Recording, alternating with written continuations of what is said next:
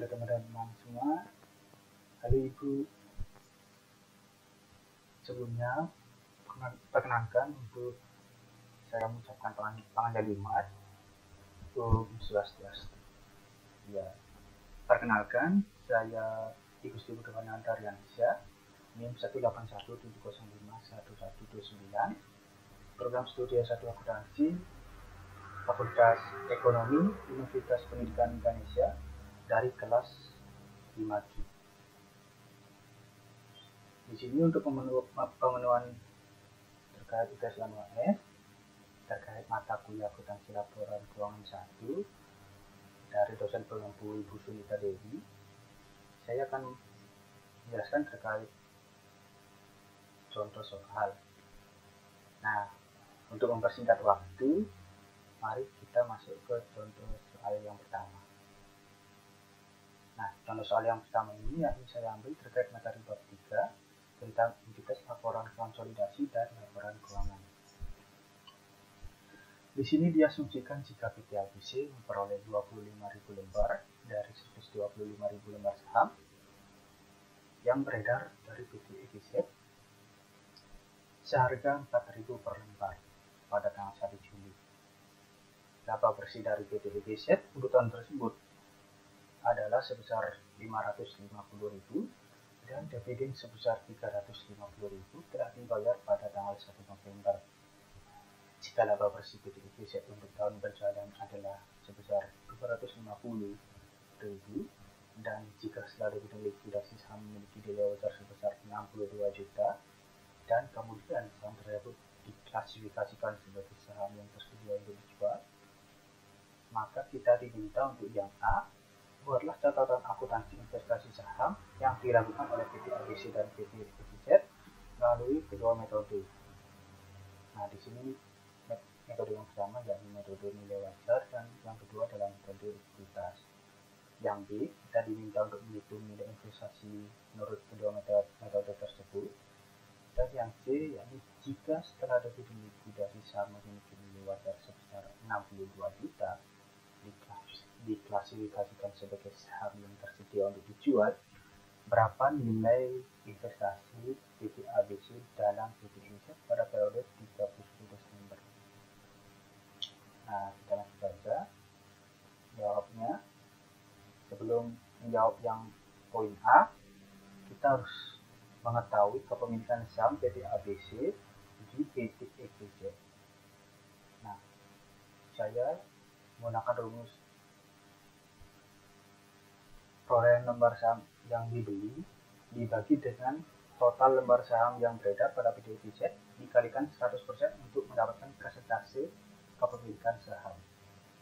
Nah, di sini bisa saya langsung masukkan saja, yakni 25.000 lembar yang dibeli dibagi dengan 125.000 total lembar saham yang beredar dikalikan 100%. Nah, nanti kita akan mendapatkan hasil sebesar 20%. Nah, 20% ini jadi adalah presentasi kepemilikan saham PT ABC di PT EGZ.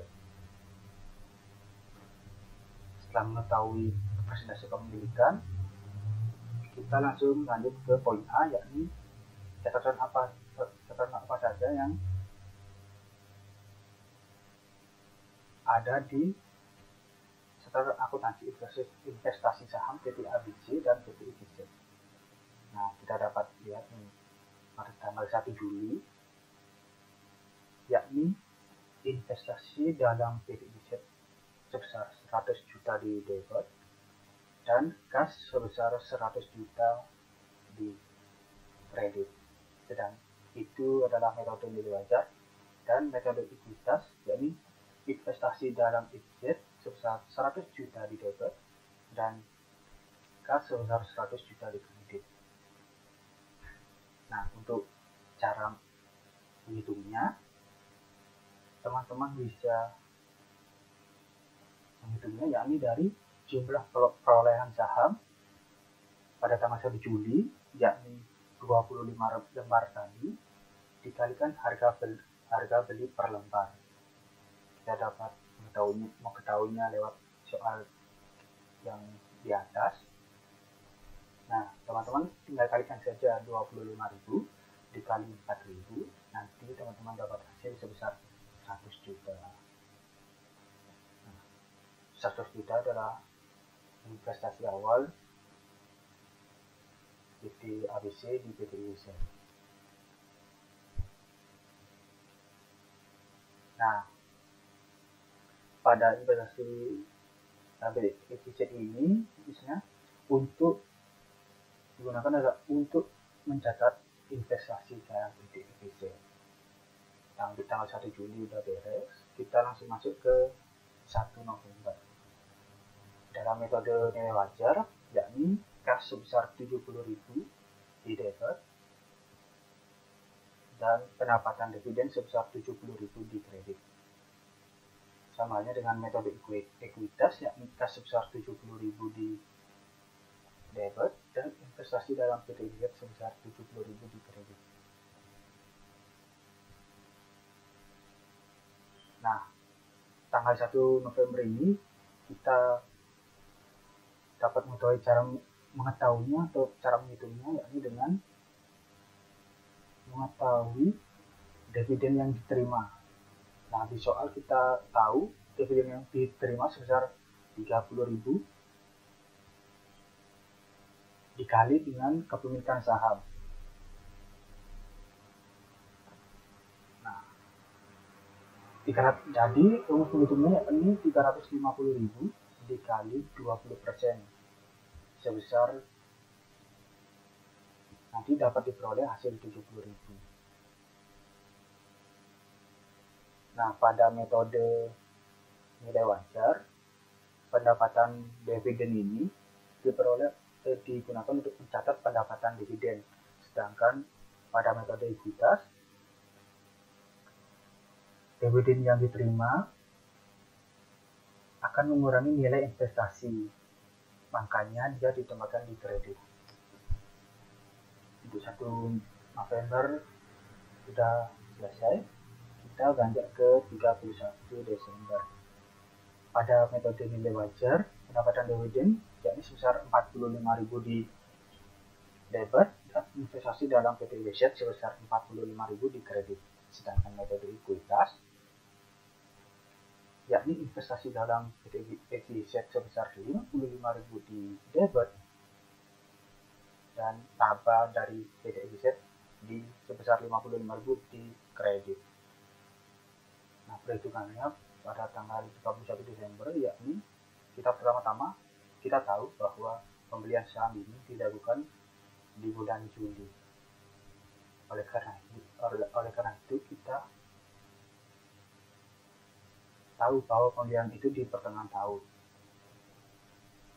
Nah, setelah kita mengetahui pembelian dilakukan di pertengahan tahun, 45.000 tersebut di metode nilai wajar kita memperolehnya dari laba tahun berjalan dikalikan kepemilikan saham dikalikan setengah lantaran pembelian saham tersebut dilakukan di pertengahan tahun, yakni bulan Juli. Nah, kita cari laba tahun berjalan pada soal. Nah, di sini di kalimat ini laba bersih PT IWZ untuk tahun berjalan ialah sebesar 250.000. Maka kita langsung masukkan saja jadi 250.000 dikali 20%, yakni jumlah kepemilikan saham PT ABC di PT IWZ dikalikan setengah lantaran pembeliannya dilakukan di pertengahan tahun. Nah, ini dapatkan hasil sebesar 25.000. Nah, karena dividen yang diterima pada saat itu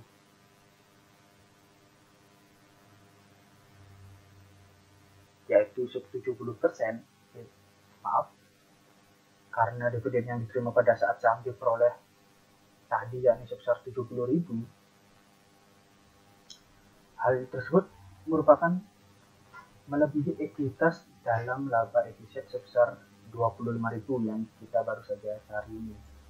Oleh sebab itu, kelebihan sebesar 45.000 yang diperoleh dari 70.000 dikurangi dengan 25.000 tersebut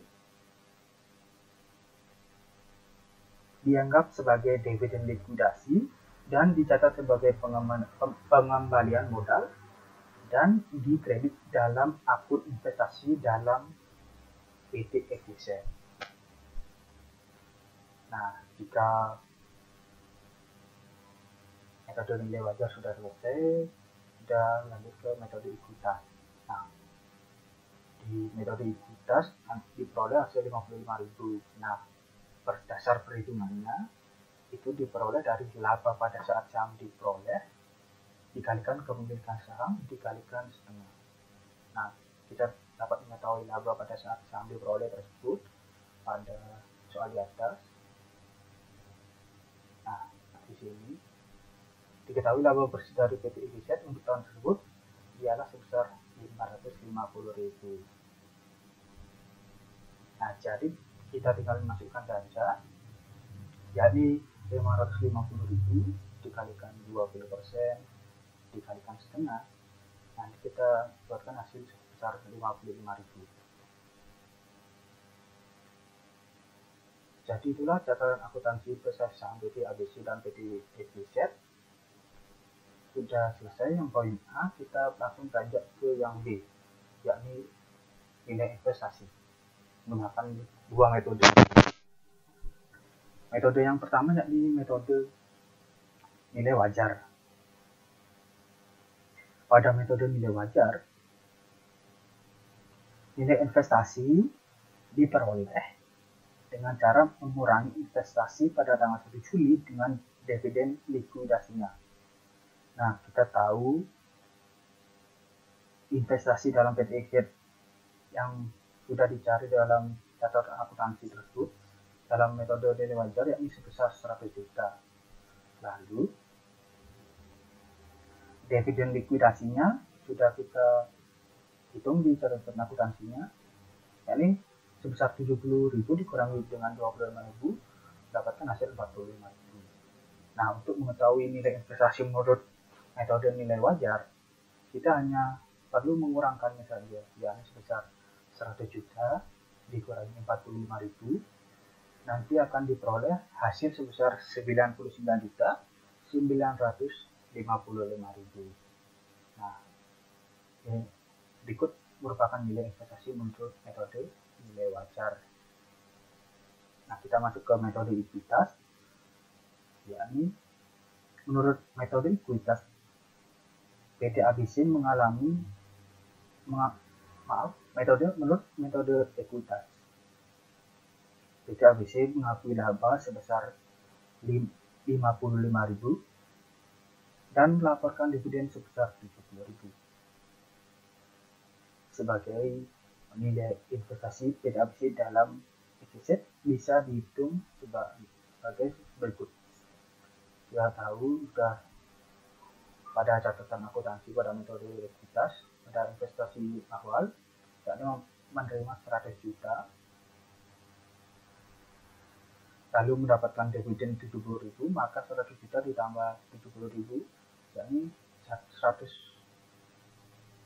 juta 70.000. Lalu akan dikurangkan karena mengakui 20% laba yakni 55.000, maka dapatkan saldo akhir atau nilai investasi menurut metode ekuitas yakni sebesar 99.985. Nah, itulah merupakan nilai investasi menurut kedua metode tersebut. Sedikit mengalami perbedaan. Lalu kita masuk yang C, yakni mencari nilai investasi PT ABC dalam PT EFZ pada periode 31 Desember jika setelah dividen likuidasi memiliki nilai wajar sebesar 62 juta. Cara mencarinya yaitu mudah teman-teman. Kita hanya perlu mengurangi saja, yakni nilai wajar saham yang tadi sudah diketahui di dalam soal, yang sebesar 62 juta, lalu dikurangi nilai investasi akhir saham sebesar 99.955.000, nanti akan diperoleh hasil yakni kerugian komprehensif lainnya sebesar negatif 37.955.000. Nah, negatif di sini berarti mengalami kerugian. Nah, dari perhitungan tersebut, jurnalnya yakni jurnal 31 Desember, yakni kas sebesar 62 juta di debit, lalu rugi investasi sebesar 37.955.000 di debit, sedangkan investasi sebesar 99.955.000 di kredit. Nah, demikian sudah pemaparan dari soal yang pertama.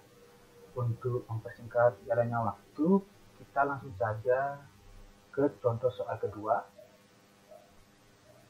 Saya ambil terkait materi bab 5, yakni tentang laba atas transaksi antar perusahaan persediaan. Di sini PT Jaya Abadi membentuk perusahaan anak, yakni PT Mekar Abadi pada tahun 2010 untuk menjual lini barang khusus milik PT Jaya Abadi secara eceran. Semua pembelian PT Mekar Abadi berjalan dari PT Jaya Abadi dengan harga 25% di atas harga pokok.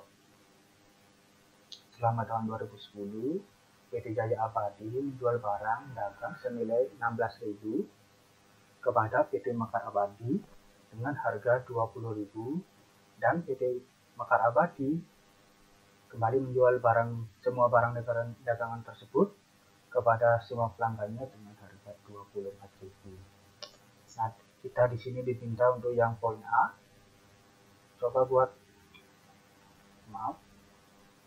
Untuk yang poin A, buatlah ayat jurnal yang diperlukan dari PT Jaya Abadi.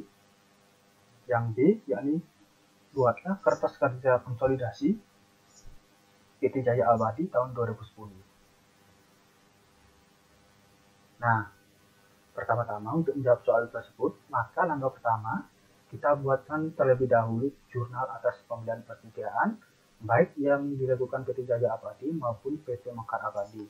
Nah, di sini sudah saya rangkum, yakni pembukaan PT Jaya Abadi, yakni pencatatan persediaan pada PT Jaya Abadi, yakni persediaan pada utang sebesar 16.000, sedangkan pada PT Mekar Abadi, yakni persediaan pada utang sebesar 20.000. Nah, hasil tersebut dapat kita temukan di soal, yakni PT Jaya Abadi menjual barang dengan 16.000, sedangkan PT Mekar Abadi dengan menjualnya dengan harga 20.000. Oke, lanjut. Dari transaksi perbedaan harga, yakni dari 16.000 dan 20.000 itu, perbedaan harga tersebut berasal dari PT Jaya Abadi yang menambah 25% dari harga pokok produknya. Makanya terjadi perbedaan harga antara PT Jaya Abadi dan PT Mekar Abadi. Dari transaksi tersebut dapat diketahui bahwa harga pokok penjualan PT Jaya yakni 16.000, sedangkan PT Mekar Abadi dapat diketahui harga pokok produknya yaitu sebesar 20.000. Jadi kembali dilakukan pencatatan yaitu untuk PT Jaya Abadi, yakni harga pokok penjualannya sebesar 16.000,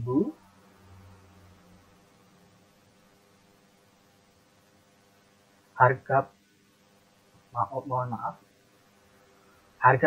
pokok produk pada persediaan sebesar 16.000 pada PT Jaya Abadi, sedangkan pada PT Mekar Abadi yakni harga pokok penjualan pada persediaan sebesar 20.000 untuk PT Mekar Abadi. Nah, HPP ini untuk mencatat harga pokok penjualan pada PT Mekar Abadi itu di pembukaan PT Jaya Abadi, sedangkan pada HPP pada PT Mekar Abadi harga pokok penjualan sebesar 20.000 ini digunakan untuk mencatat harga pokok penjualan kepada pelanggan lain yang tadi disebutkan, yakni ini barang khusus atau secara eceran.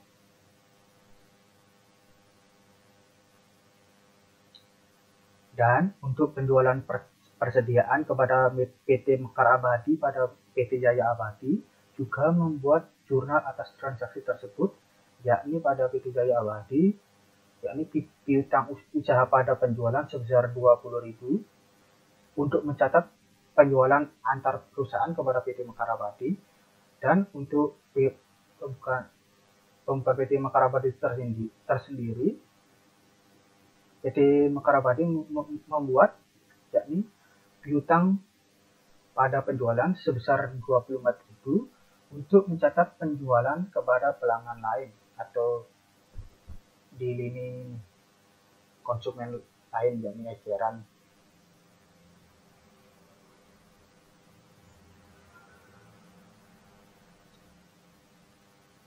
Pembukuan pada PT Jaya Abadi dan PT Mekar Abadi telah selesai atau rampung. Lalu kita masuk ke kertas kerja konsolidasi PT Jaya Abadi pada tahun 2010. Nah, setelah dilakukannya penjurnalan, maka selanjutnya dibuat kertas kerja konsolidasi untuk transaksi tersebut. Dalam kertas kerja ini akan ada penyesuaian dan eliminasi. Seperti pada tabel ini, kita ketahui bahwa PT Jaya Abadi memiliki penjualan sebesar 20.000, sedangkan PT Mekar Abadi sebesar 24.000.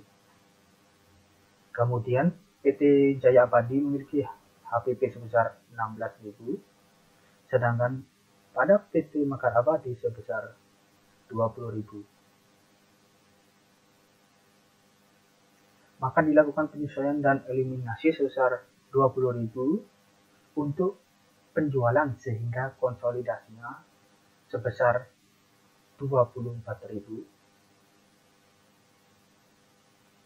pada kolom konsolidasi penjualan, dan pada konsolidasi HPP yakni sebesar 16.000. Nah, dari hasil tersebut nantinya kita akan mengetahui bahwa laba penjualan dari PT Jaya Abadi ke PT Mekar Abadi sebesar 4.000, sedangkan PT Mekar Abadi ke perusahaan pelanggan atau pelanggan lain sebesar 4.000.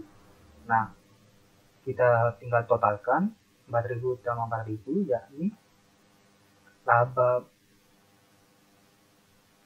dari kedua perusahaan tersebut mendapatkan laba sebesar 8.000, atau bisa melalui 24.000 ini penjualan dikurangi dengan HPP yaitu sebesar 16.000, maka diperoleh hasil dari 8.000. Nah, setelah menggunakan hasil tersebut, maka alhamdulillah semua soal yang